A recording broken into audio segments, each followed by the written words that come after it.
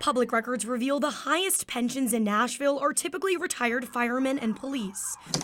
The top retirement payout, former police chief Michael Steve Anderson, who gets paid more than $115,000 a year. Former police chief Emmett Turner comes in at number 5 and takes home more than $90,000 annually. Right below Turner is former police officer Terry Miller, who collects $89,000 a year. What message would you have for some folks who are worried that officer overtime, since it does lead into and go into pensions, that it's their tax dollars at work? Nothing is cheap about public safety, right? And we don't want to cheapen or make a bargain deal on promoting safety in our city. James Smallwood is the president of the Nashville Fraternal Order of Police, the organization that represents all MNPD officers. Smallwood says it's no secret Nashville is a booming city, and with that, mandated overtime since the department is short-staffed. In Nashville, a police officer's pension is based on the last 5 years of salary.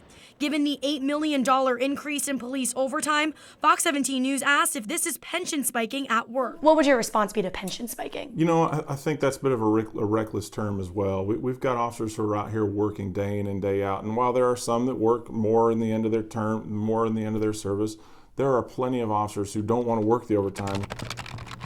Through a public records request, Fox 17 News requested the overtime worked by former chiefs Anderson and Turner and for former officer Miller for their last 5 years on the job. Fox 17 News is still waiting on Metro Nashville Police to comply with that public records request.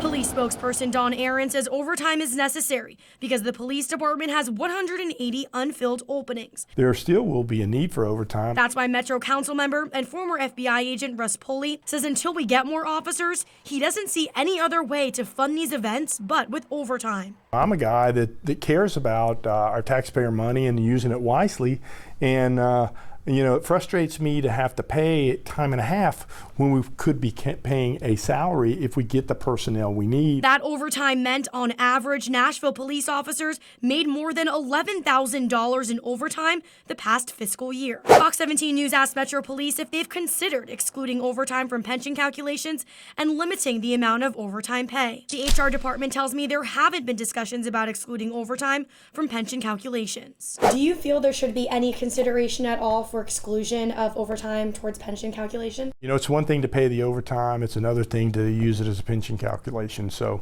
I don't know. Would you be open to having more conversations? Absolutely. I think it's a fair question and it's a fair issue to study. That means extra pay adds to salaries, boosts pensions, and costs taxpayers with no end in sight. I'm Amanda Chin reporting for Fox 17 News, your Code Red station.